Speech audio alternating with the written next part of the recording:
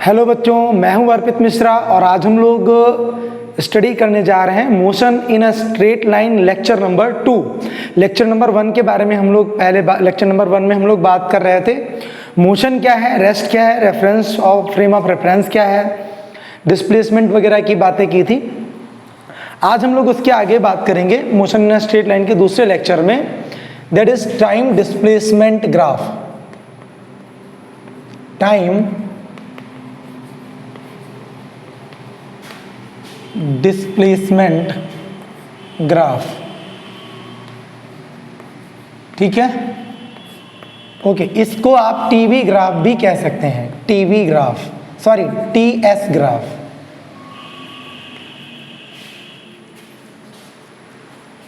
Okay, तो start करते हैं। तो सबसे पहले हम लोग ये बात करते हैं कि आखिर ग्राफ की रिक्वायरमेंट क्या है, ग्राफ की नीड क्या है। देखिए, अगर जो आपको कोई डाटा इकट्ठा करना हो, कोई इन्फॉर्मेशन लिखनी हो, तो अगर जो आप पेज पर लिखें और ग्राफिकली प्लॉट करें तो आप देखते हैं कि ग्राफ में आप ज़्यादा से ज़्यादा डाटा को कम से कम जगह में उसको आप स्टोर कर सकते हैं, उसको मेंशन कर सकते हैं। जबकि उसको थ्योरेटिकली लिखने के लिए ज़्यादा समय चाहिए और ज़्यादा स्पेस भी चाहिए, ज़्यादा टाइम भी चाहिए। और ग्राफिकली अगर जो हम लिखते हैं उसको, तो एक छोटे से ग्राफ में हम बहुत सारी इन्फॉर्मेशन दिखा सकते हैं, बहुत सारी इन्फॉर्मेशन लिख सकते हैं और जब ज़रूरत चाहे उससे रिजल्ट निकाल सकते हैं। और बिकॉज आप 11th स्टैंडर्ड में हैं तो मुझे ग्राफ के बारे में बहुत ज़्यादा एक्सप्लेन करने की आई थिंक ज़रूरत नहीं है। अगर जो फिर भी आपको लगता है तो आप मुझे कमेंट में बताइएगा, मैं अलग से उस पर वीडियो बना दूंगा। खैर, तो ग्राफ क्या होता है, जो हमारे पास डाटा इकट्ठा हुआ है उसको हम एक्स वाई प्लेन पर, कार्टेशियन प्लेन आपने कोऑर्डिनेट में पढ़ा होगा, तो एक्स वाई एक्सिस के द्वारा कार्टेशियन प्लेन पर उसको रिप्रेजेंट करते हैं और वही जो हमको रिजल्ट में कोई लाइन वगैरह या कोई शेप मिलता है, हम उसी को क्या बोलते हैं, ग्राफ बोलते हैं। तो टाइम डिस्प्लेसमेंट ग्राफ को समझने के लिए हमारे पास कुछ डाटा इकट्ठा हुआ है। एक कोई बाइक वाला है, मोटरसाइकिल वाला, लेट अस सपोज ऐसा हम लोग मान लेते हैं। ध्यान से समझिएगा क्योंकि इसी के बेसिस पर आपको derivation of equations of motion करना है, वो भी ग्राफ मेथड से होगा।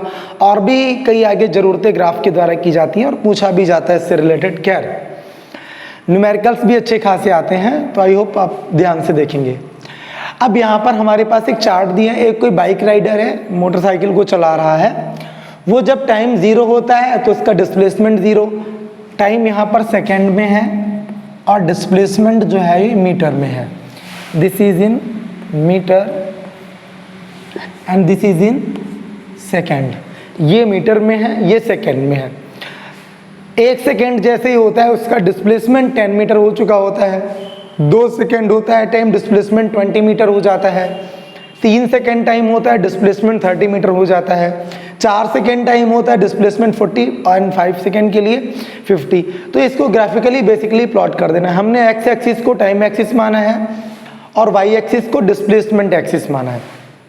कंपलसरी नहीं है ये, लेकिन कन्वीनियंट रहता है तो ऐसा हम लोग मान लेते हैं कि एक्स को टाइम और वाई को डिस्प्लेसमेंट या और जो भी आप ग्राफ प्लॉट करना चाहें। खैर, अब यहाँ पर देखिए, सबसे पहले टाइम जब 0 है तब डिस्प्लेसमेंट भी 0। ओके, उसके बाद में टाइम है 1 सेकेंड, डिस्प्लेसमेंट कितना हो गया 10। समझ में आ रही बात ना, टाइम है 1 सेकेंड, डिस्प्लेसमेंट 10, तो 10 और 1 ये कुछ यहाँ पर मिलेगा करके। टाइम है 2 सेकेंड, डिस्प्लेसमेंट है 20, ये 20 है। आई होप ये सीधा होगा, थोड़ा बहुत इधर उधर हो तो आप अपना मैनेज कर लीजिएगा। ये हो गया। उसके बाद में टाइम है 3 सेकेंड, डिस्प्लेसमेंट 30। ये ऐसे इसको प्लॉटिंग कर ली। 4 सेकेंड के लिए 40 है, फिर 5 सेकेंड के लिए 50 है। ठीक है ना, ये हमको पॉइंट्स मिल गए। अगर जो हम इन पॉइंट्स को मिलाते हैं then we will get a straight line. एक स्ट्रेट लाइन हमें मिलेगी और ये जो स्ट्रेट लाइन मिली है इसी को हम क्या कहेंगे, टाइम डिस्प्लेसमेंट ग्राफ कहेंगे। अच्छा, अब इसके बारे में, ये ग्राफ बनाना तो आपको आ गया, अब हम बात करेंगे इसकी स्टडी। मेरे पास जो बुक है मैं उसके अकॉर्डिंग थोड़ा सा आपको एक्सप्लेन करता हूँ। लेट अस सपोज यहाँ पर हमारे पास ये वाला पॉइंट है ए और ये वाला पॉइंट है बी, ओके। अच्छा, ए और बी से, ए और बी के लिए टाइम डिस्टेंस ये होगा टाइम लैग, ये जो होगा ये इसका टाइम लैग होगा, दैट इज जो बाद का टाइम है और ये पहले का टाइम। तो इसको हम कैसे लिखते हैं, T2 minus T1, T2 minus T1 ये है, ठीक है ना। और ये डिस्प्लेसमेंट यहाँ से यहाँ तक, A से B तक के लिए, तो ये हो जाएगा S2 माइनस S1। डिस्प्लेसमेंट को आपको पता होगा हम लोग किस सिंबल से रिप्रेजेंट करते हैं, S से, ठीक है। ये S2 का मतलब है बाद का या सेकेंड, या आप कह सकते हैं फाइनल डिस्प्लेसमेंट। S1 का मतलब है initial displacement. S2 minus S1 लिखा है, ये T2 माइनस T1 लिखा है। अब अगर जो आपसे कहा जाए we have to calculate the velocity from time displacement graph, तो पहला टॉपिक क्या है, डिटरमाइन दी वेलोसिटी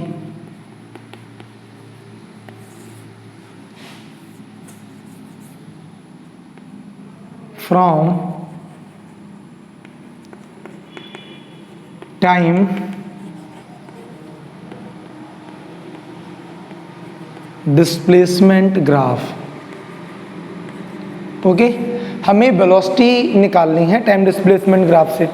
अब सिंपली हम जानते हैं वेलोसिटी इज इक्वल्स टू क्या होता है, डिस्प्लेसमेंट अपॉन टाइम। हमारे पास ये ग्राफ था, तो हमें वेलोसिटी कहाँ से कहाँ निकालनी है, velocity from A to B, ठीक है ना। VAB का मतलब है velocity from A to B. I think मैं बड़ा लिख दूं क्या, अगर जो ना दिख रहा हो शायद, तो ये velocity from A to B. तो ये क्या हो गया, डिस्प्लेसमेंट ए से बी तक में डिस्प्लेसमेंट कितना हुआ, यहाँ पर ये देखिए S2 minus S1, S2 minus S1, और टाइम कितना लगा T2 माइनस T1, तो ये T2 माइनस T1 लिख देंगे।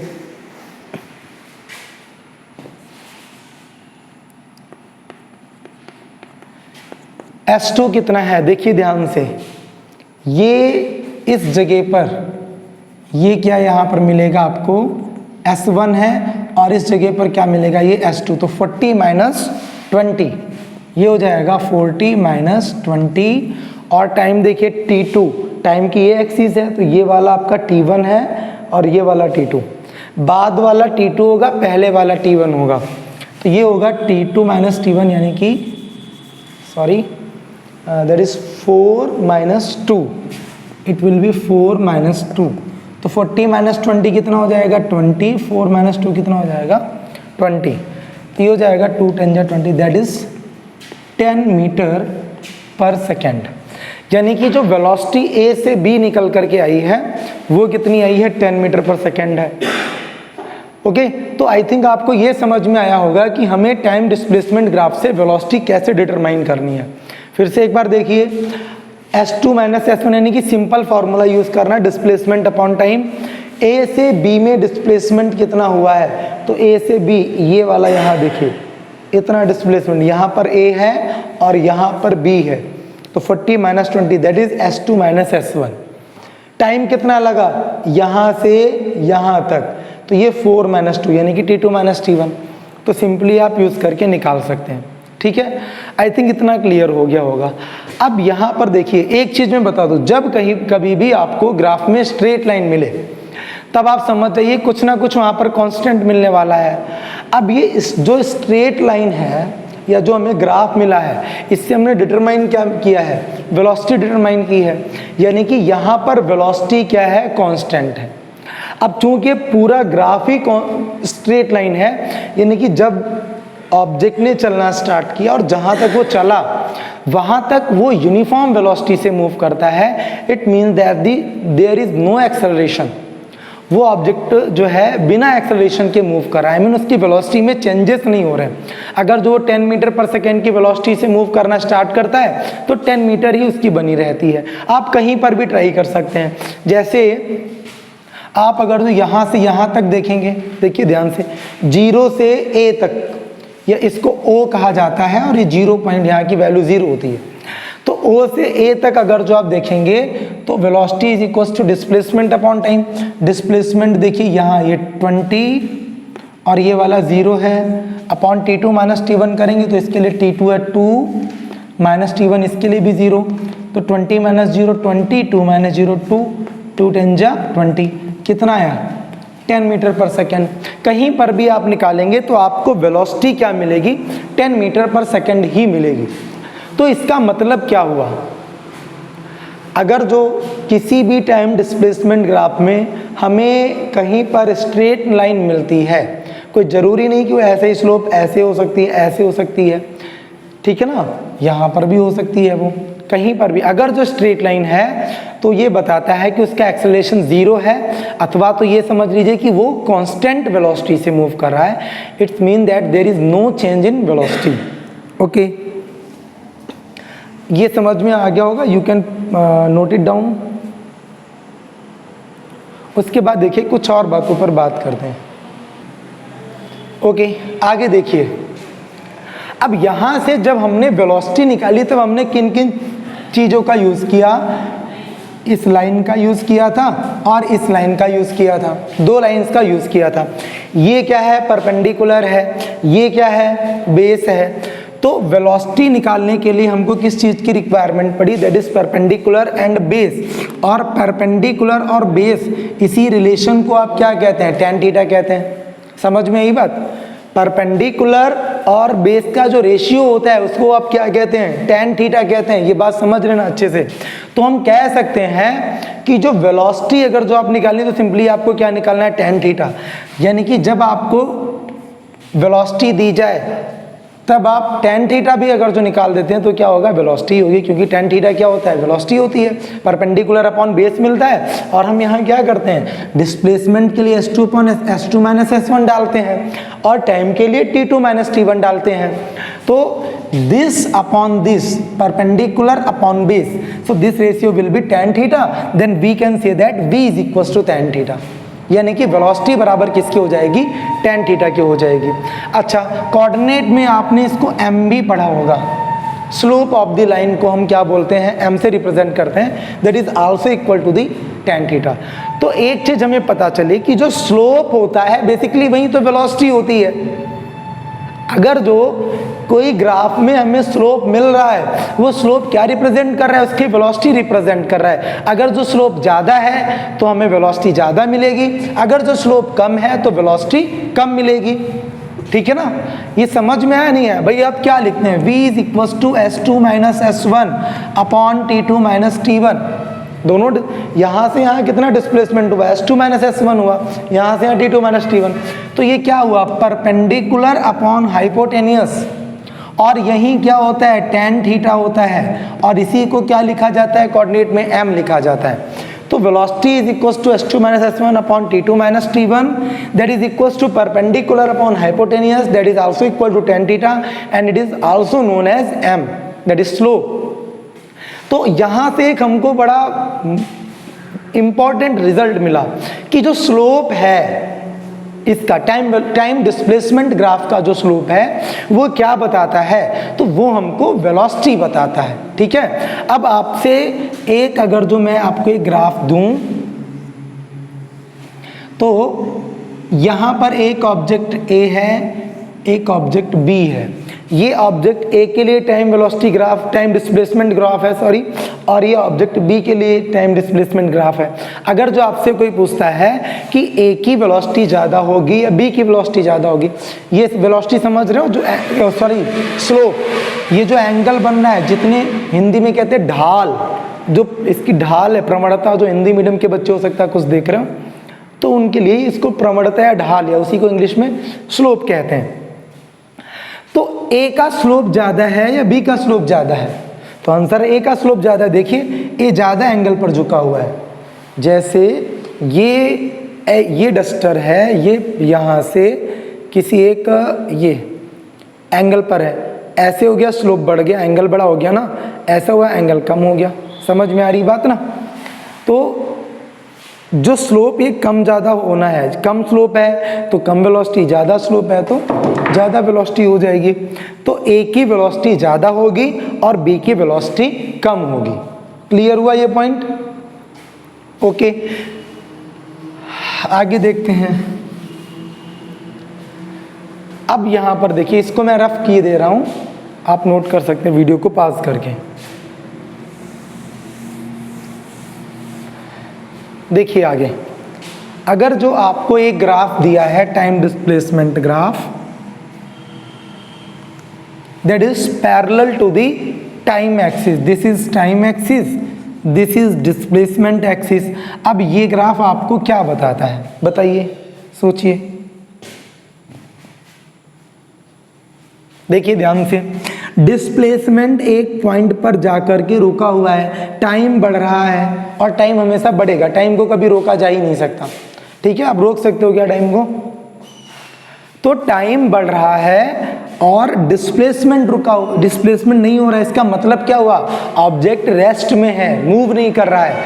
तो जब टाइम डिस्प्लेसमेंट ग्राफ पैरेलल मिल जाए आपको, किसके पैरेलल? टाइम एक्सिस के पैरेलल मिल जाए, तब आप क्या कहेंगे कि object is not moving, object is in rest, वो रेस्ट में है। क्लियर हुआ ना? अच्छा, थोड़ा सा मैं इसको और चेंज कर दूं। अगर जो ये टाइम डिस्प्लेसमेंट ग्राफ इस प्रकार से है, ये परपेंडिकुलर है टाइम एक्सिस पर, अथवा तो डिस्प्लेसमेंट एक्सिस के पैरेलल है, तब आप क्या कहेंगे? अगर जो आप सोच रहे हैं कि सर टाइम रुका हुआ है, डिस्प्लेसमेंट हो रहा है, तो उसके लिए मैं बता दूं, ग्राफ भले ही इस चीज को शो कर रहा है, बट ये इम्पॉसिबल ग्राफ है, ये ग्राफ ही गलत है। ठीक है, क्योंकि ये पॉसिबल ही नहीं कि टाइम रुक जाए और गाड़ी चलती रहे। आप कभी गए हो कि थोड़ी देर के लिए टाइम को रोक देते हैं और घूमाए जा करके घर में, किसी को पता ही नहीं चलेगा? नहीं हो सकता ना। तो टाइम को रोकना पॉसिबल नहीं है। ओके, आगे बात करूं मैं।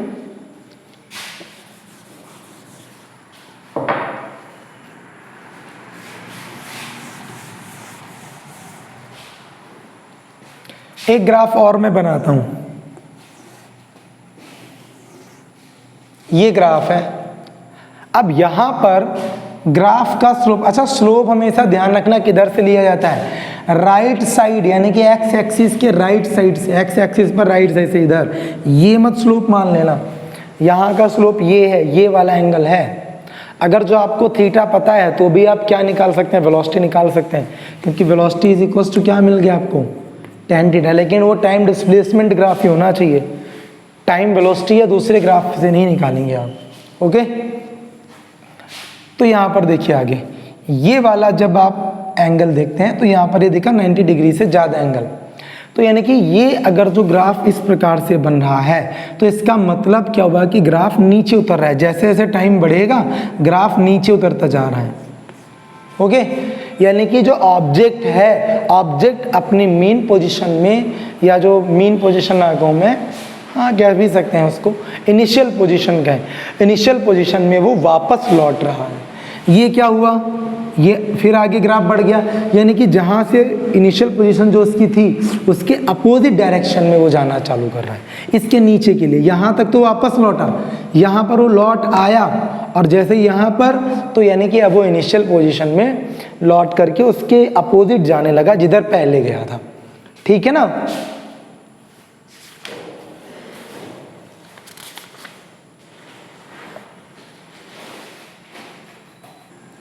ओके, इतना ही क्लियर हो गया होगा।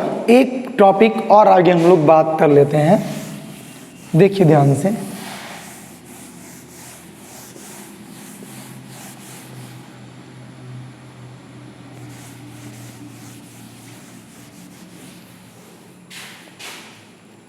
जैसे आप कोई टाइम वेलोसिटी ग्राफ बनाते हैं, ये टाइम एक्सिस हो गई और ये वेलोसिटी एक्सिस हो गई v। यहाँ से जो आपको ग्राफ मिला है ये कंटिन्यूअस कर्व मिला है, हमने तो स्ट्रेट लाइन बनाया है, अब हमको यहाँ पर कंटिन्यूअस कर्व मिला। अब यहाँ पर हम क्या करेंगे, इस चीज़ को ध्यान से समझना। जैसे हमें कोई एक पॉइंट यहाँ ए है, एक पॉइंट ये क्या है बी है, इसके बीच की एवरेज वेलोसिटी चाहिए। तो अब यहाँ तो कर्व तो हम ऐसे निकाल नहीं सकते कि सीधे निकाल देंगे, क्योंकि यहाँ पर वो स्ट्रेट लाइन या स्लोप नहीं निकाल सकते, कर्व बना हुआ है। तो हमने क्या किया, ए से बी को मिला दिया। ठीक है, ध्यान से समझना, ये क्या है, दिस इज S2 और ये क्या है, सॉरी नॉट, ये मैंने गलत बनाया है, ये वेलोसिटी नहीं है, यहाँ पर ही डिस्प्लेसमेंट, टाइम डिस्प्लेसमेंट की बात हम लोग कर रहे हैं। तो ये डिस्प्लेसमेंट है, ये S2 हो गया, ये वाला S1 हो गया।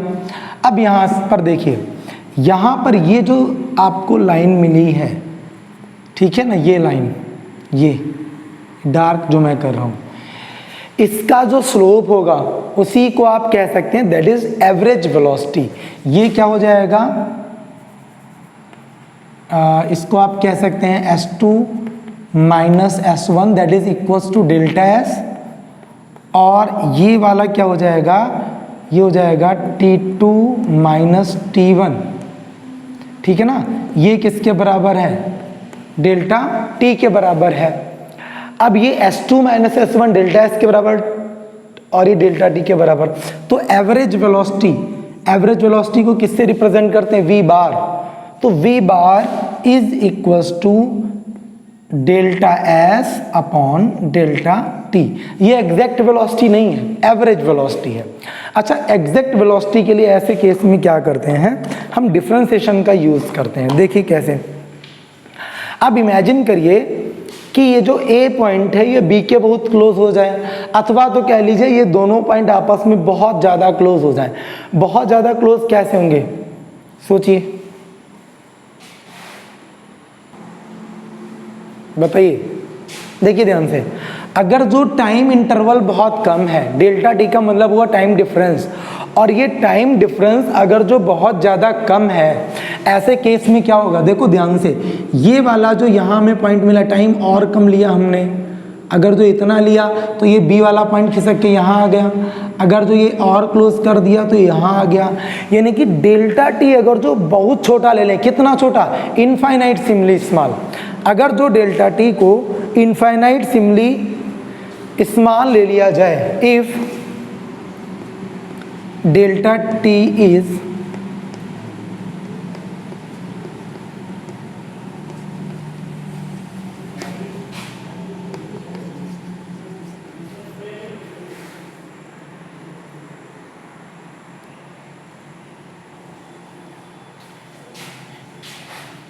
इनफाइनाइट सिमली स्मॉल, और इनफाइनाइट सिमली स्मॉल को हम लोग कैसे लिखते हैं, डेल्टा T टेंड्स टू 0।